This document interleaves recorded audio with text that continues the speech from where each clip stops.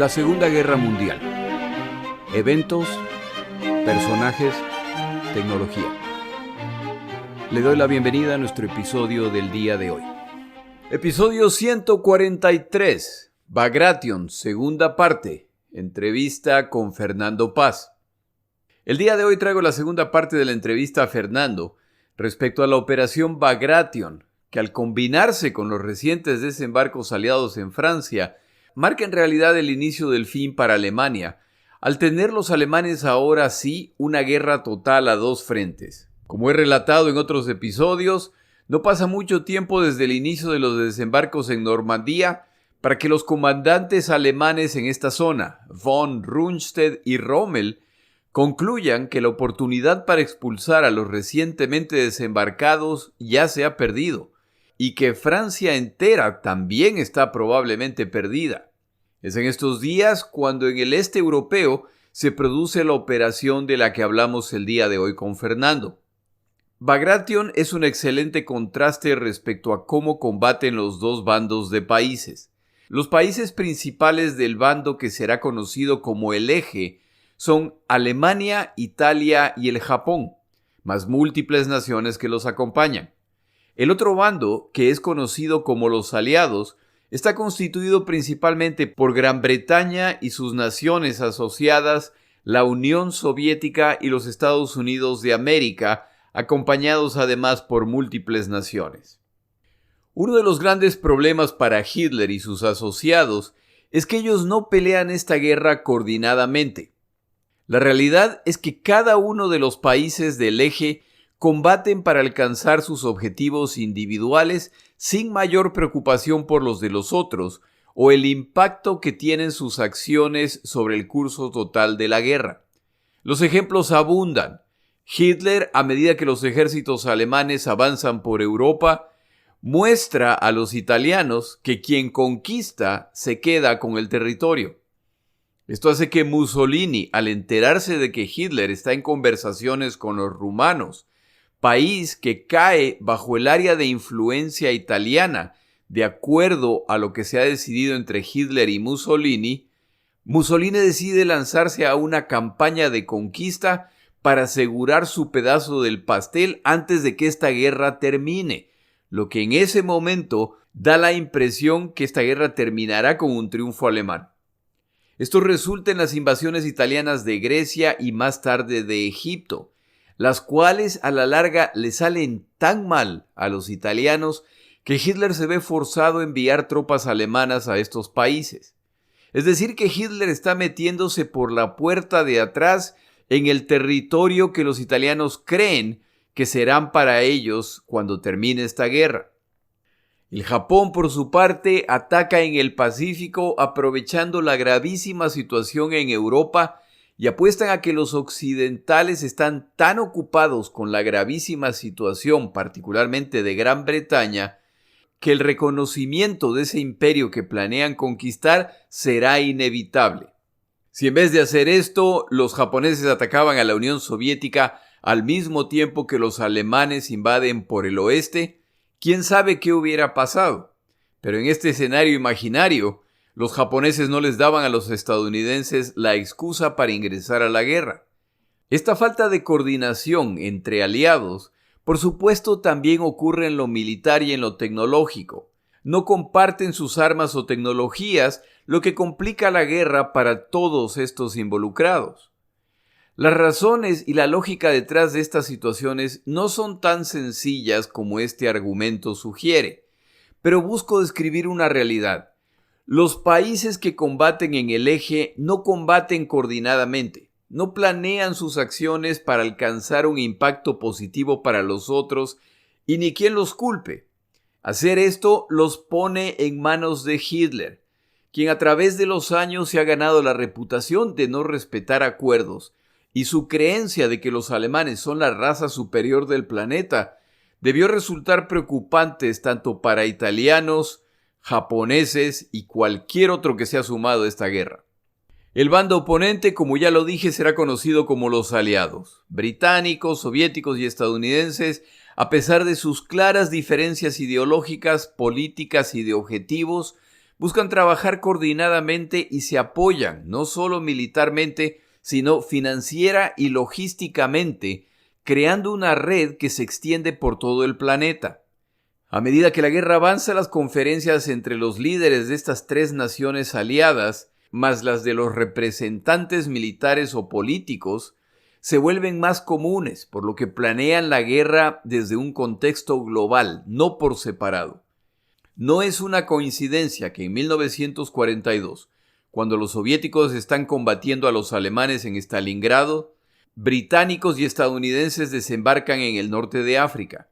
No es accidental que en 1943, cuando los alemanes atacan a los soviéticos en Kursk, pocos días más tarde los otros dos aliados desembarcan en Sicilia. Estas acciones coordinadas o detienen o complican más aún la situación alemana.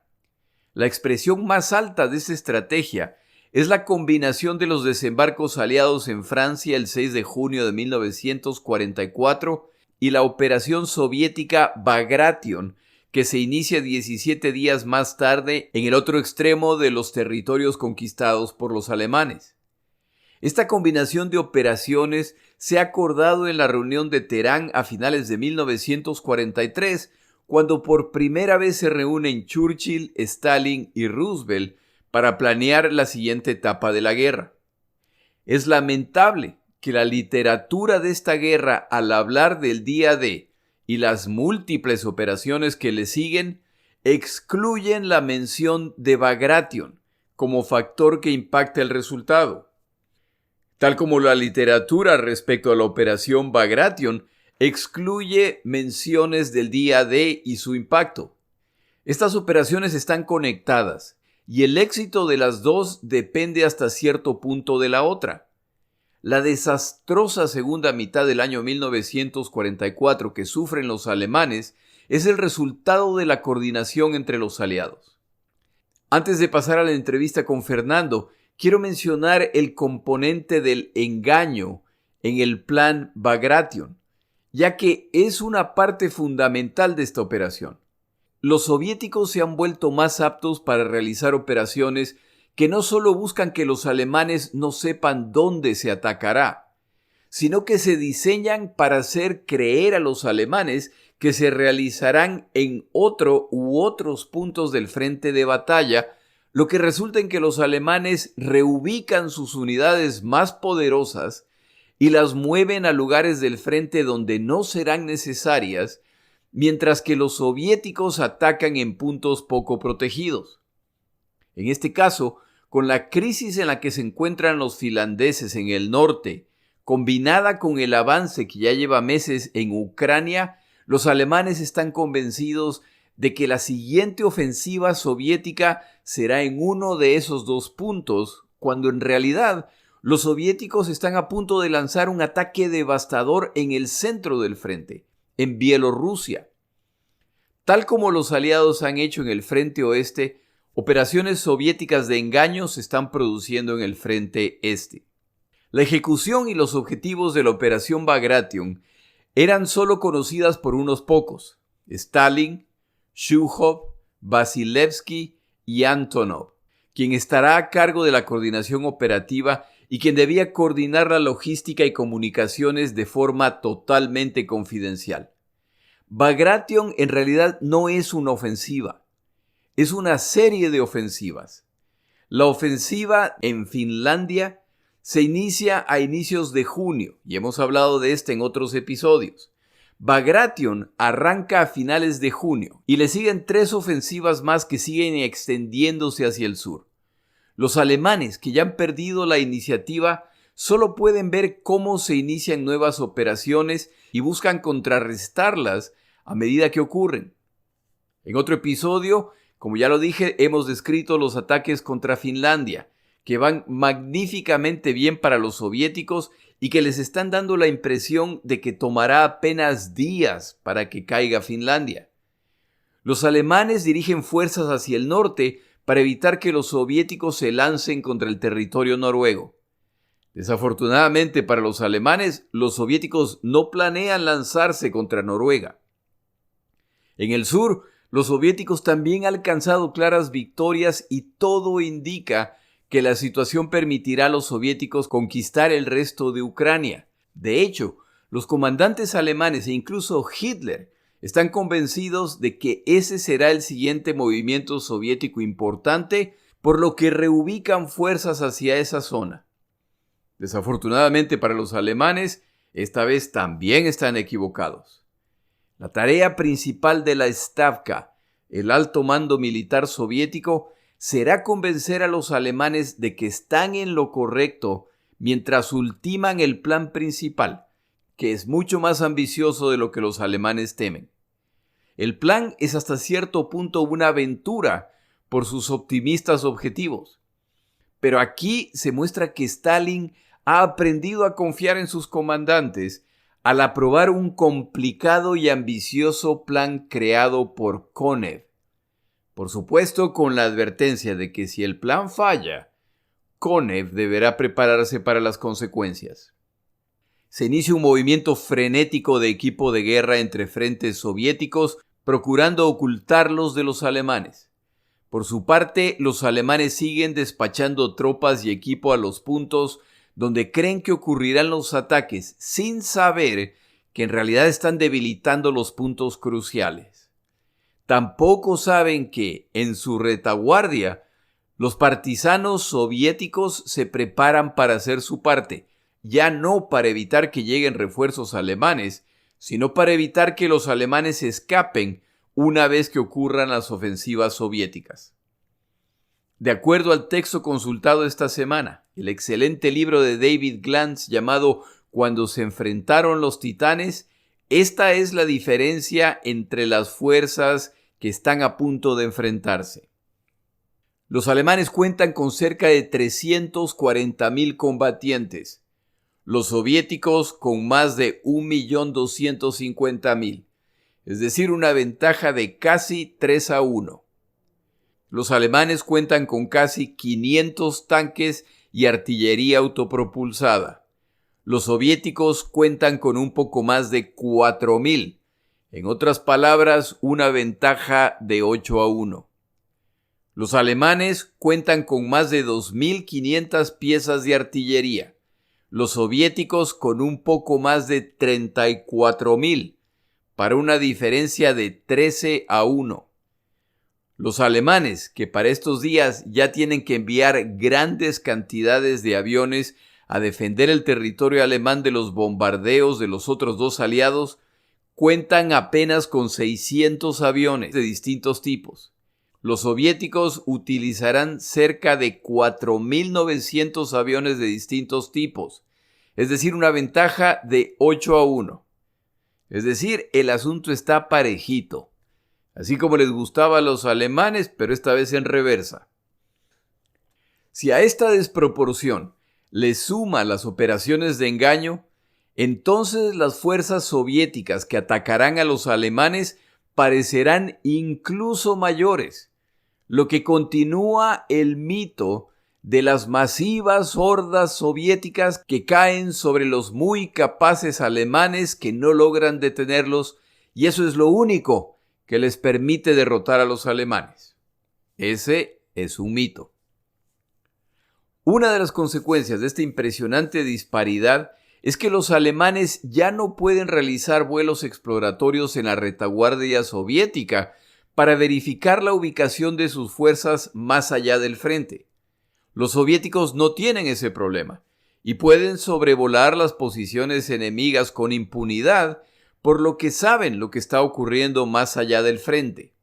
A pesar de esta ventaja, los soviéticos movilizan fuerzas solo en la noche para evitar ser vistos. Durante el día, habían aviadores soviéticos cuya única tarea era sobrevolar las zonas donde se está movilizando el equipo soviético para descubrir equipo mal camuflado. Una vez hecho esto, los reportaban. No pasaba mucho tiempo hasta que el comandante de ese grupo recibía una muy seria reprimenda como resultado. Realizaban además movilizaciones durante el día en que fuerzas soviéticas se estaban dirigiendo en una dirección contraria a la que realmente les interesa. Estas movilizaciones se hacían de forma muy ruidosa para asegurarse de que los alemanes escuchen el supuesto movimiento de grandes cantidades de equipo y tropas soviéticos. A estos movimientos en tierra se suma el tráfico radial que confirma lo que están escuchando los alemanes. Mientras tanto, en Berlín la situación es similar a la de la fábula del muchacho que gritaba advirtiendo de la presencia del lobo, pero que lo hace tantas veces en vano que ya no le creen. Parece que todos los comandantes alemanes y sus oficiales de inteligencia en el frente están nerviosos y reaccionan exageradamente solicitando refuerzos. Sin saber por dónde reaccionar, optan por no reaccionar ante los preocupantes reportes que son demasiado numerosos para atenderlos a todos. Para el día que se inicia Bagration, el engaño soviético ha sido tan exitoso que los alemanes creen que 4 ejércitos soviéticos enteros siguen en Ucrania, por lo que han reforzado esos frentes. Estos masivos ejércitos soviéticos están por lanzar un furioso ataque en Bielorrusia. Ojalá lo que acabo de describir les suene conocido. Los planes soviéticos y sus preparativos son muy similares a los que han ejecutado británicos, canadienses y estadounidenses hace pocos días en Francia. Los alemanes vuelven a caer en la trampa, lo que causa el comentario de Fernando al final de la entrevista respecto a la muy sospechosa inteligencia alemana. Retomamos entonces la entrevista con Fernando. Iniciamos con lo que está ocurriendo en Finlandia. Bueno, el asunto de Finlandia es algo que viene muy a colación precisamente, entre otras cosas, lo que acabamos de comentar de la inflexibilidad de Hitler en sus decisiones. Tenemos que tener en cuenta que muchas de estas no se tomaban con un carácter únicamente militar. Y de hecho Hitler, cuando determina que habrá 4 fortalezas, que hay que defender las 4 fortalezas de Bielorrusia, que son Vitebsk, Orsha, Mogilev y Bobruinsk, lo hace en parte, por supuesto, por razones militares, pero también en parte por razones políticas. Y está pensando, evidentemente, en Finlandia. Lo mismo que sucedía con Crimea, que perderá en mayo del 44, o que había perdido ya en mayo del 44, por razón de que necesitaba conservarla fundamentalmente de cara a Turquía y a la preservación de los bombardeos de los pozos de Ploesti en Rumanía y en general por la política en los Balcanes, ¿no? Es decir, que aunque Hitler abusaba indudablemente de eso y decía mis generales no saben nada de economía, mis generales no saben nada de política, pero no se puede examinar solo desde el punto de vista político, sino que hay que tener, digamos, una perspectiva más amplia. En el caso de Finlandia, decíamos que lo que sucede es el ataque soviético con esa cantidad enorme de tropas que destina al avance sobre Finlandia, pero debemos de recordar algo. Finlandia se une en junio de 1941 a la Operación Barbarroja, se une después del ataque alemán y después de la guerra de invierno, desde que empieza el 30 de noviembre y que acaba a mediados del 39 y que acaba a mediados de marzo del 40, pero ellos solo atacan hasta el punto en el hasta el punto que consideran que es su territorio nacional, hasta el punto que la Unión Soviética les ha arrebatado. No avanzan más allá. Ellos le llaman la guerra de continuación. Es como consideran a la guerra que hay entre 1941 y 1944. Una vez que se ha roto el contacto con el grupo de ejércitos norte y que los alemanes se han retirado hacia los países bálticos desde Leningrado, los finlandeses, por decirlo de alguna manera, se quedan solos. ¿Qué hacen los soviéticos? Como digo, atacar denodadamente. Pero cuidado, porque aunque le destinan una gran cantidad de tropas a ese frente, lo cierto es que los soviéticos no obtienen grandes victorias. Los finlandeses tienen en torno a unos 250.000 hombres, de los cuales en primera línea de frente hay unos 60.000, 70.000, 2 cuerpos de ejército, y si no recuerdo mal, los blindados finlandeses, lo mejor que tienen los finlandeses son los cañones de asalto alemanes, los Sturgeschütz 3, de los que tienen aproximadamente unos 60 o algo así, 50, 60 de estos, no tienen más. Es verdad que son magníficas armas con cañones de 75, magníficas armas defensivas, pero bueno, frente a la potencia, lógicamente, del Ejército Rojo tienen poco que hacer. Bueno, pues los soviéticos no consiguen derrotarles otra vez y naturalmente se hubieran volcado toda su potencia, esta vez sí lo hubieran conseguido, pero estaban combatiendo a los alemanes y iba a ser una cosa, digamos, ante la que tuvieran que tomar mucho tiempo y mucho esfuerzo. Así que lo que hicieron fue llegar a un acuerdo con los finlandeses, un acuerdo de tipo político, que consistió en que, bueno, los soviéticos habían tomado en esta campaña la ciudad de Viipuri, de Vyborg, que está cerca de la frontera y que era uno de los objetivos ya en la guerra de invierno del 39, y piden, les exigen a los finlandeses no solamente el reconocimiento de la ciudad, sino también las minas de níquel de Petsamo y también una serie de indemnizaciones de guerra, pues ciertamente onerosas, así como la expulsión de los alemanes de su territorio. ¿Qué hicieron los finlandeses? Pues porque lógicamente habían sido durante mucho tiempo aliados de los alemanes, avisar a estos, y estos fueron emprendiendo pues unas acciones de retaguardia, de evacuación de Finlandia, de huida hacia Noruega, perfectamente coordinadas con los finlandeses. Los soviéticos se dieron cuenta y les dijeron a los finlandeses que si seguían jugando a eso, iba a ser invadido el país, así que los finlandeses tuvieron finalmente que volverse contra los alemanes, por lo menos para hacer algo más que aparentar que los perseguían. Pero las bajas soviéticas fueron duras, ¿eh? Perdieron en torno a unos 100.000 hombres y se calcula que probablemente más de 300 carros de combate, un número semejante, 300, 400 de aviones. O sea que no fue una campaña fácil, no se suele hablar de ella en comparación con la guerra de invierno, y sin embargo fue una campaña comparable en cuanto a los reveses del Ejército Rojo. Ahora, a mí me queda la impresión de que Finlandia siempre tomó una posición muy prudente en el sentido de que primero, Finlandia se ve involucrada en esto no como resultado de Finlandia haciendo algo, sino de la Unión Soviética invadiendo a Finlandia en 1939. Y de ahí ya para adelante, yo creo que sí habrá tenido su tentación sumarse a los alemanes y ampliar el territorio nacional y avanzar hasta ni sé dónde, pero no lo hacen así. Obran muy prudentemente en su avance, lo que en cierto momento frustra a los alemanes, porque más les serviría un ejército mucho más agresivo en ese punto. Y durante este periodo se dedican a reforzar sus defensas, lo que al final también tiene un impacto en esta etapa de la guerra. Pero el resumen de eso es que desde el punto de vista de los alemanes, el norte está muy complicado y defenderlo no va a estar tan fácil, por lo que está débil, a lo mejor viene por ahí. Si nos cuentas tú, mientras tanto, ¿qué sucede en el sur? Ya nos diste una pista con el asunto de la Crimea. ¿Qué es lo que está pasando en el sur, en Ucrania? Donde increíble pensar que en el año 2023 estamos hablando de las mismas zonas por razones similares. ¿Qué está pasando en el sur? ¿Qué está pasando en Ucrania y en Crimea?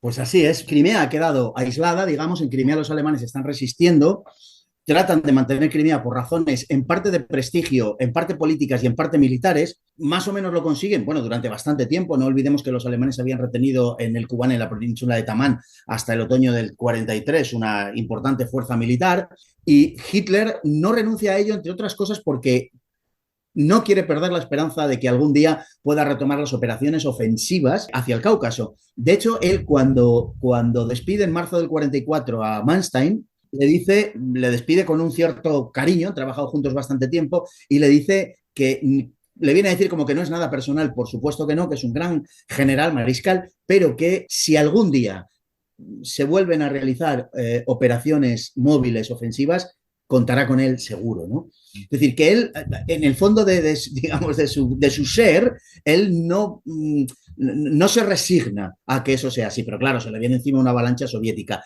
¿Qué es lo que pasa en ese tiempo? Al final del invierno, en febrero o marzo de 1944, los soviéticos, antes de la Rasputitsa, antes de todo el deshielo del invierno, intentan aprovechar el tiempo para empujar a los alemanes lo más al este posible. Lo consiguen un empuje verdaderamente notable. Aíslan a Crimea, que caerá en mayo, y llegan a las fronteras en abril, a las fronteras de Rumanía, donde a la zona de Jassy Chisinau, como he dicho, lo que hoy es, pues eso, la Transnistria, la Moldavia y la frontera rumana. Es un gran triunfo soviético, pero que se agota al llegar ahí. Los alemanes sostienen convincentemente una batalla defensiva y durante unos meses resisten. Ya no será así en agosto, cuando después de Bagration y de las operaciones de Koniev al sur del Pripyat, los alemanes y los rumanos no puedan resistir, entre otras cosas, porque los rumanos abandonan a los alemanes y se cambian de bando. Ahora, lo que sucede en este tiempo en el sur es que el avance, como tú dices, el avance soviético va muy bien en la zona de Ucrania y la Crimea resulta fundamental. Hitler se encuentra en una situación similar, es decir, ese fondo del mapa tienen que defenderlo, porque si llegan hasta allá y efectivamente Rumania y Bulgaria de repente están en media guerra, la que hasta este momento ha estado relativamente lejos desde ahí, de repente esa alianza, como tú dices, va a caer y por lo tanto están así. Y creo que en este momento ya llegamos al tema de Bagration, porque la escena general es, hay ataques muy fuertes en el norte, en Finlandia, a Finlandia no le está yendo tan bien, por lo tanto va a caer Finlandia y con lo que eso implica, mientras que por el sur, muy hacia el sur, tienes Crimea, tienes Ucrania y las cosas van bastante mal. Es decir, que no es irrazonable pensar que la siguiente jugada soviética va a ser o por el norte-norte o por el sur-sur. Sin embargo, ¿qué es lo que están planeando los soviéticos? La verdad es que, por lo que hoy ya sabemos, parece que las operaciones soviéticas fueron más improvisadas de lo que los propios soviéticos, sobre todo Stalin, dieron a entender. Y parece que fueron más improvisadas, digo, porque luego a final de año Stalin celebró las 10 grandes victorias de 1944, algo así como si hubieran sido planificadas, lo cual además encajaba muy bien con el sistema bolchevique, con el sistema comunista, la planificación, pero la realidad es que no es así. La operación Bagration la deciden en mayo, ya entrada la segunda mitad de mayo de 1944, y la deciden en función de que Stalin cree que ha llegado el momento, que para él constituye una cierta obsesión, de acabar con el grupo de ejércitos centro. Pensemos que él ya en la contraofensiva, nada menos que de diciembre del 41, enero del 42, él ya apunta a destruir el grupo de ejércitos centro, lo cual era imposible en aquel momento. Pero para él siempre era como algo, digamos, como la coronación de todo su esfuerzo. Y entonces dice, ahora sí es cuando vamos a poder destruir el grupo de ejércitos centro, y planea esa operación. Una operación en la que, una operación en 3 fases, podemos decir, y en la cual juegan un gran papel 2 factores colaterales, que podemos decir de alguna manera, pero que son muy importantes. Los partisanos, por un lado, y lo que los rusos llaman la maskirovka, es decir, el enmascaramiento de las operaciones. Estas 2 cuestiones serán fundamentales para entender cómo se desarrolla la operación Bagration. A ver, entonces, ¿la fecha para lanzar Bagration es accidental? La fecha, la decisión de atacar como atacaron está bastante, como diríamos, precipitada. O sea, realmente no lo pensaron unos meses antes o no. De hecho, en el otoño del 43, los soviéticos llevaron a cabo un sinfín de ataques en la segunda batalla de Smolensk, que se llama, para conseguir expulsar a los alemanes fuera de Bielorrusia, y desde luego no lo consiguieron, igual que les había pasado en las batallas de Reserve de antes. Es decir, habían sido fracasos y, bueno, era algo que los soviéticos tenían entre ceja y ceja. Conseguir la derrota alemana en el grupo de ejércitos centro era el más poderoso y era el que les abría el camino a Minsk, a Varsovia y a Berlín. Y es que para estas alturas queda claro que tanto alemanes como soviéticos, o tanto Stalin como Hitler, se pasan esta guerra jurando que el otro ya debe estar llegando al fondo de sus reservas, Sí. y que el siguiente ataque es el que va a definir esto. Una vez más ocurre esto. Cuéntanos Bagration. Bueno, Bagration es una operación que comienza de una forma paulatina. Realmente, Bagration es una operación que suscita un montón de dudas todavía a día de hoy, como hemos apuntado ya algunas, en cuanto a las bajas, por ejemplo. También cuando comienza verdaderamente Bagration. Damos por hecho que comienza el 23 de junio, pero hay operaciones ya en la retaguardia alemana e infiltraciones de tropas de vanguardia desde el día 19 y de forma ya consistente desde el día 21. Tenemos que decir que antes de Bagration hay 3 grandes operaciones antipartisanas en la retaguardia. No deberíamos dejar pasar esto porque es importante. Hay un ejército de 270.000 partisanos en la retaguardia del grupo de ejércitos centro, 270.000 partisanos que han llegado a constituir una especie de entidad política medio reconocida en el Kremlin, que es la República de Utasha. Y en cierto momento yo grabé un episodio respecto a eso, y no es solamente el número de partisanos, sino que para este momento ya la coordinación y la provisión de parte del ejército soviético ya está ahí. Es decir, no solamente son los números, sino con lo que ya cuentan para este momento. Exactamente. Y las reservas alemanas que detraen, los alemanes tienen que tener permanentemente 6 divisiones de seguridad y además el desarrollo de una guerra brutal, cruel, absolutamente descarnadamente cruel, que es la guerra contra los partisanos y que implica a la población civil, desgraciadamente, además por las dos partes, porque la crueldad aquí fue generalizada, ¿no? Es un episodio particularmente oscuro de la guerra germano-soviética. Y la última gran operación, que es Cormorán, es en la erradicación final de los grupos partisanos, que se confunde ya con el comienzo de la propia Bagration, ¿no? Y que, bueno, permite que algunos, no excesivos, pero algunos de los miembros de las unidades partisanas pues puedan salvar la vida. Pensemos que, al revés que Ucrania, que las grandes estepas ucranianas, Bielorrusia es sobre todo bosque, pantanos, marismas, es un territorio muy complicado para las acciones militares, digamos, y que permite justamente pues ese camuflarse, ese esconderse, esas acciones partisanas, etcétera. Bueno,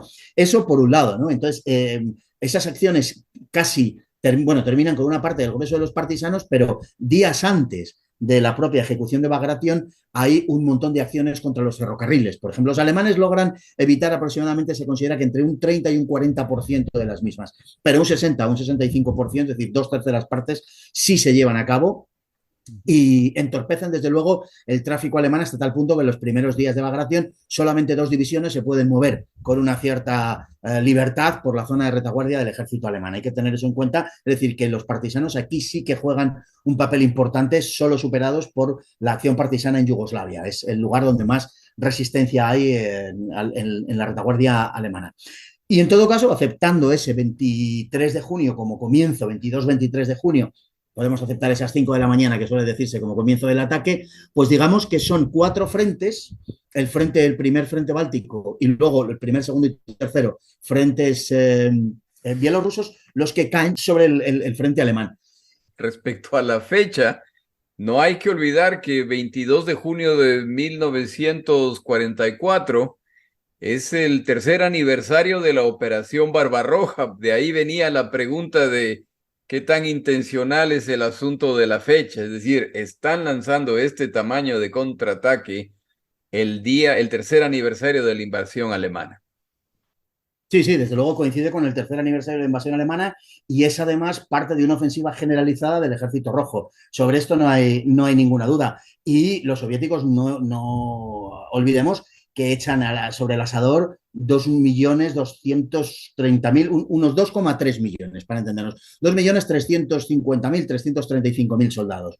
La cantidad de tropas que emplean es inmenso. Los alemanes tenían aproximadamente 750.000, es decir, que es una proporción de 3-1 en favor de los soviéticos. Y aquí voy a hacer un pequeño inciso para decir que es conveniente cuando damos las cifras que las demos en crudo, por decir así, en lugar de traducirlas a unidades militares, porque las unidades militares soviéticas engañan mucho.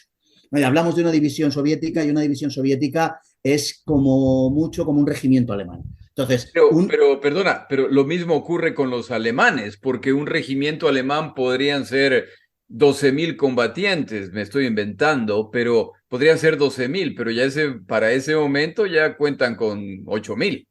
Sí, indudablemente. Una cosa es, digamos, la teórica de las unidades y otra cosa es la práctica, es decir, lo que hay en la realidad. Cierto, pero es que incluso teóricamente en las unidades soviéticas hay divisiones de 3.000 soldados. Y las divisiones alemanas sobre el papel en ese momento, el año 44, son, creo recordar, que 14.700 por unidad. En realidad puede estar en torno a los 11.000. Si restamos los que no están por enfermedad, por herida, por permiso, por que se dedica a otra cosa, por lo que sea, podemos estar en que las divisiones alemanas estarían en torno a los 9.000, 10.000 soldados, pero los soviéticos estarían en torno a los 3.000. Es decir, que una división alemana viene a ser más o menos como un cuerpo de ejército soviético, para que nos hagamos una idea. De manera, digo, antes de comenzar el baile, claro, luego ya, una vez en campaña, pues lógicamente cada uno tiene sus bajas, pero para que nos hagamos una idea, por eso es mejor dar el número de los, más que de divisiones u otras unidades, dar el número de las personas o del material participante, ¿no? No hay que olvidar que estamos hablando del 22 y 23 de junio. Sí. Hace apenas unas semanas, Roma ha sido declarada ciudad abierta, lo que implica la retirada de Alemania de esa zona. Hace apenas un poco más de 2 semanas se han producido los desembarcos en Francia y en este momento se pelea una guerra furiosa ya tratando de ver si es que todavía pueden detenerlos. Es decir, es también importante ese contexto en que ya para este momento el alto mando militar alemán está tratando de mover fuerzas entre puntos incontables, tratando de detener el desastre en algún lado. Efectivamente, Roma ha caído el día 4, el desembarco en Normandía es el día 6 de junio, Bagration es el 22-23 de junio, y los alemanes, que hasta entonces tenían el 80% de sus carros blindados en la Unión Soviética, en fin, de sus material blindado, fueran carros de combate o fuera cañones de asalto, el 80% lo tenían en la Unión Soviética, ahora tendrá en este momento aproximadamente entre el 55 y el 60%. Es decir, hay mucho menos de lo que había antes. Pero es que además, concretamente en el caso del Grupo de Ejércitos Centro, por esa operación de Maskirovka, esa operación gigantesca de enmascaramiento de los soviéticos, que tiene lugar las semanas anteriores al ataque contra el Grupo de Ejércitos Centro, hacen que los alemanes desvíen la mayor parte de las fuerzas blindadas, sobre todo el 56 Cuerpo Panzer, que es 4 divisiones Panzer de lo mejor que tenía Alemania allí, lo desvían al Grupo de Ejércitos Ucrania Norte. Y entonces lo que queda en el Grupo de Ejércitos Centro es una cantidad de blindados que podemos decir casi ridícula, 550 blindados, de los cuales además casi 4 de cada 5 no son tanques, son Sturmgeschütz 3. Que son armas de unas formidables prestaciones, es verdad, con unas posibilidades enormes que lo han demostrado a lo largo de la guerra, pero no son Panther, ni siquiera son las últimas versiones de Panzer IV, apenas pueden mover el cañón más que en un ángulo de 10 grados, con lo cual están muy limitados en funciones de ataque, aunque sean en defensa sean, como digo, apreciables, pero no son carros de combate. Entonces, eso es lo que tiene Alemania en ese momento, 550.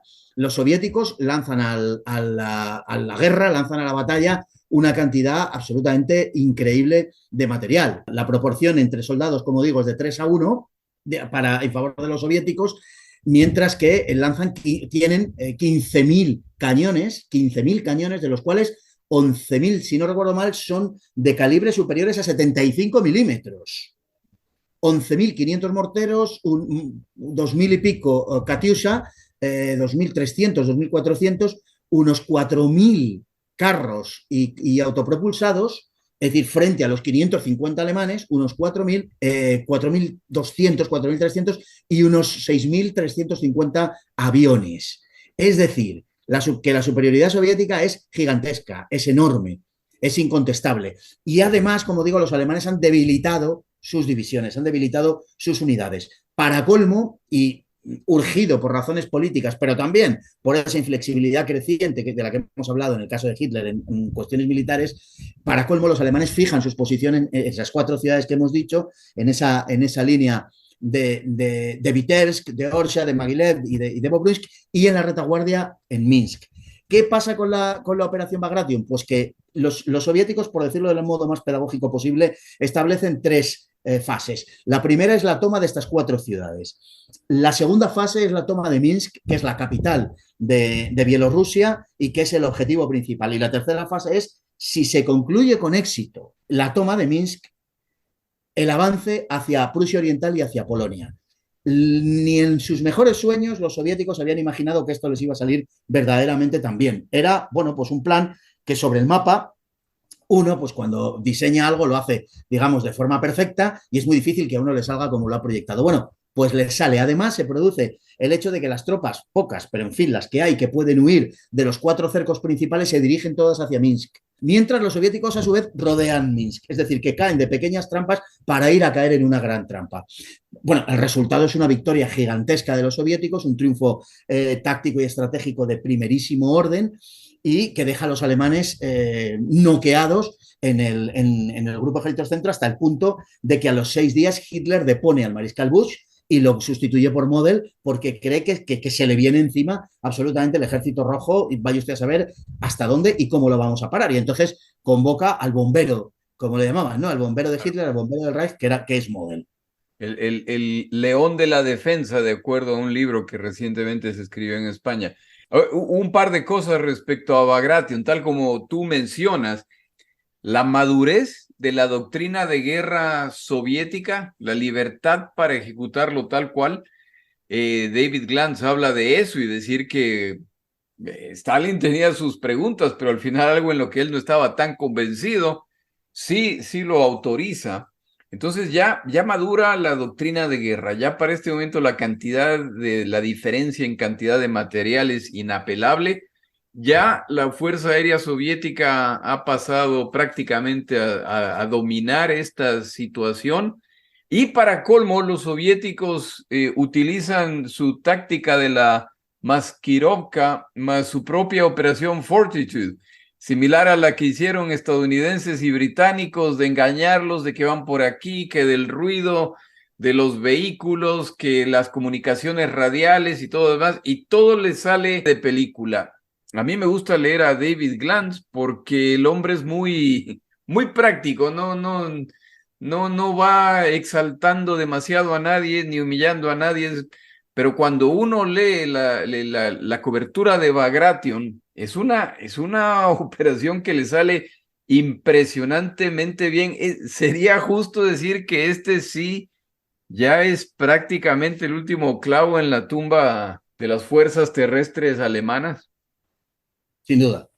Es decir, después de Bagration, los alemanes ya verdaderamente solo pueden esperar que se produzca una ruptura política entre el este y el oeste, entre las potencias capitalistas, liberal capitalistas y los comunistas.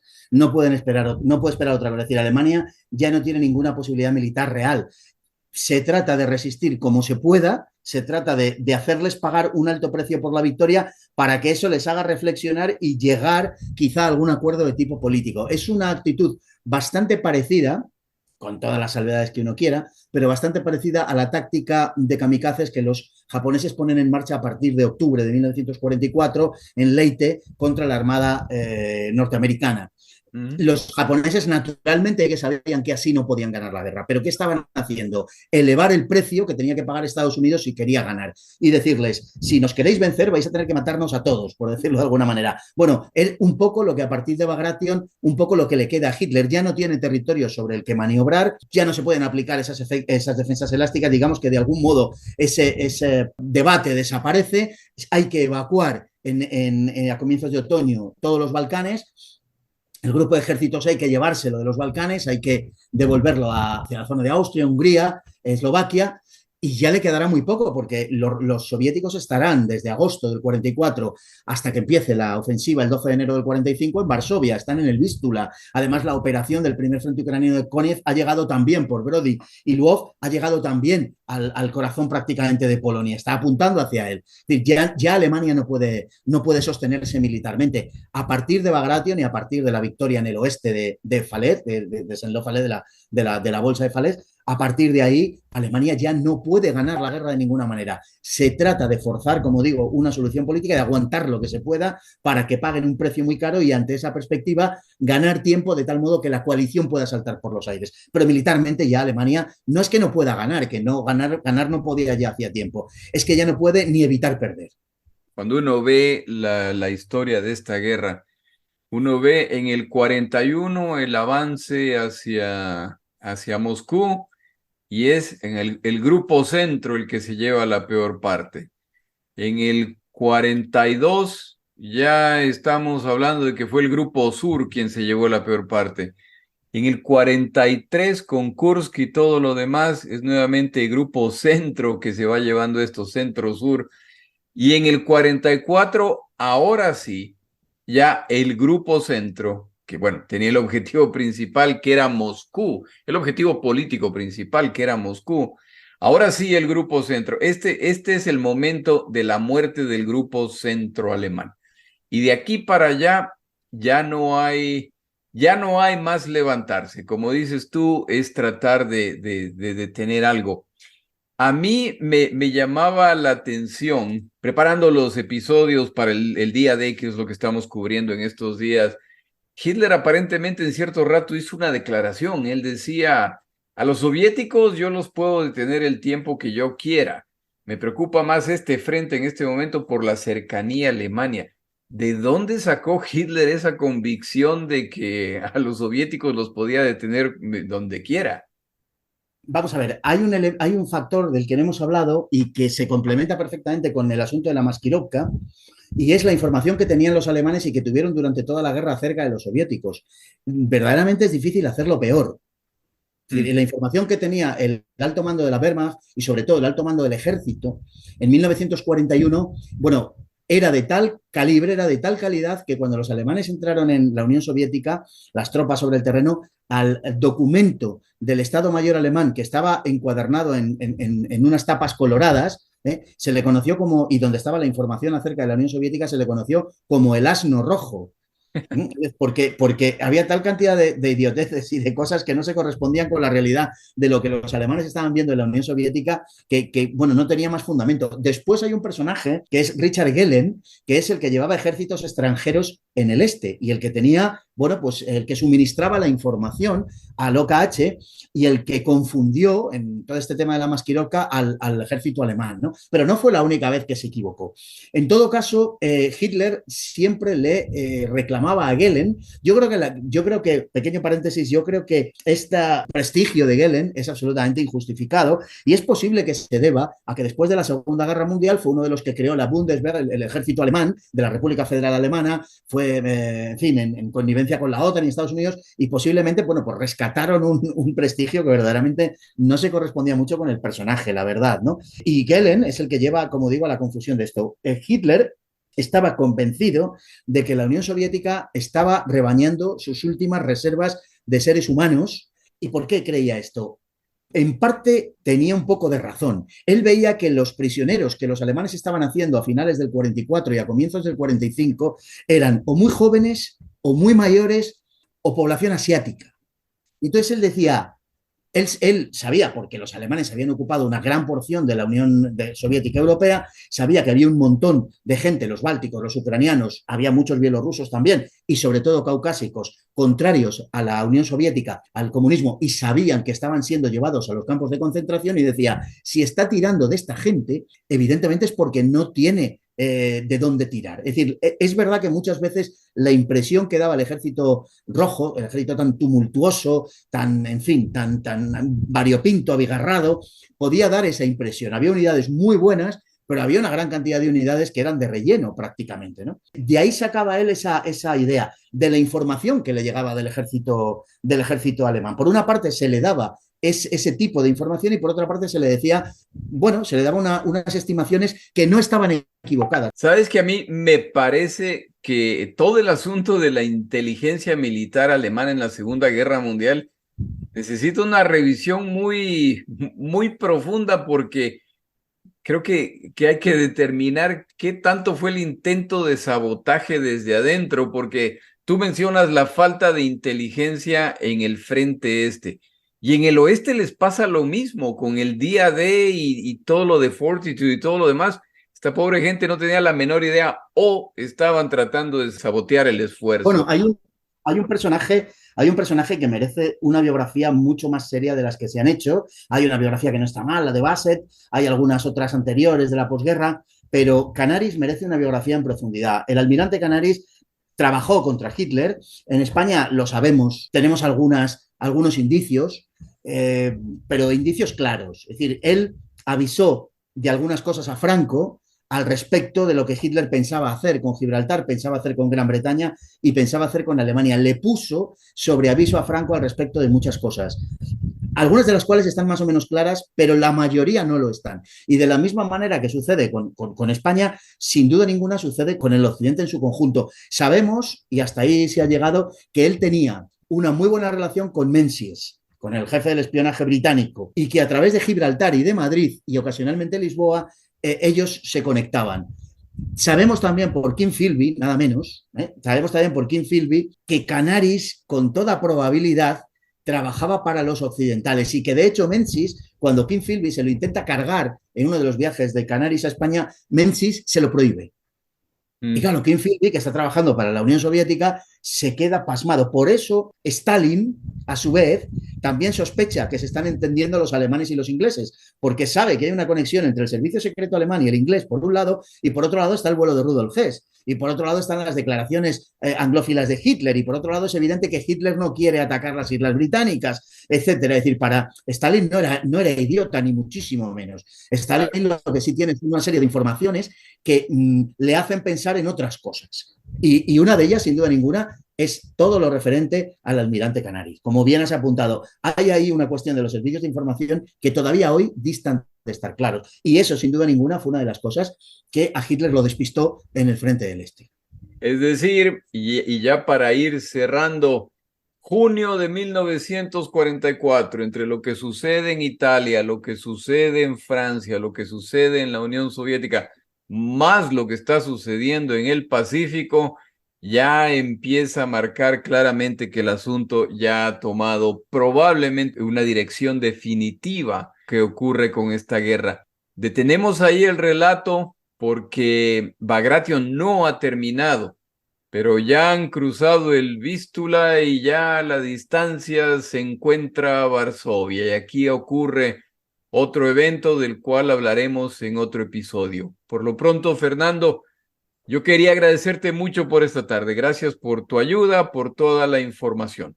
Es un placer, Jorge, es un placer, de verdad, estar con vosotros. Igual, hombre, una buena tarde y gracias por todo. Estamos en contacto.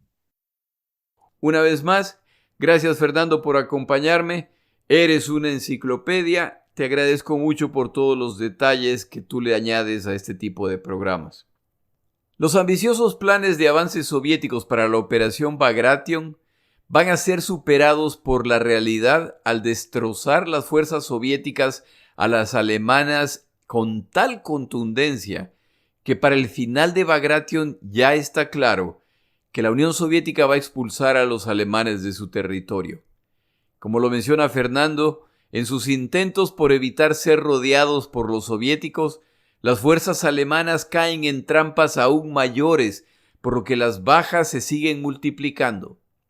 Bagration continúa, lo que pondrá a los soviéticos a las puertas de Varsovia, lo que resulta en que ahora Alemania y todos sus aliados en esta guerra están al alcance de los soviéticos, dada la posición de Polonia. Pero antes de llegar a ese punto, deberá ocurrir uno de los eventos más terribles de esta guerra que de por sí ya es bastante cruel. La próxima semana regresamos al oeste de Europa en julio y agosto, luego concluimos Valkyria. Mi nombre es Jorge Rodríguez. Gracias por acompañarme. Para información adicional respecto a este episodio, las notas de este podcast, que incluyen la narración de este episodio, así como acceso a resúmenes, videos, documentales y materiales adicionales gratuitos disponibles en el Internet, por favor vaya a Amazon y busque el libro La Segunda Guerra Mundial, Eventos, Personajes, Tecnología. Al comprar estas notas me ayuda y me apoya financieramente. Puede encontrar información adicional en mi página web, lasegundagm.com. Muchas gracias.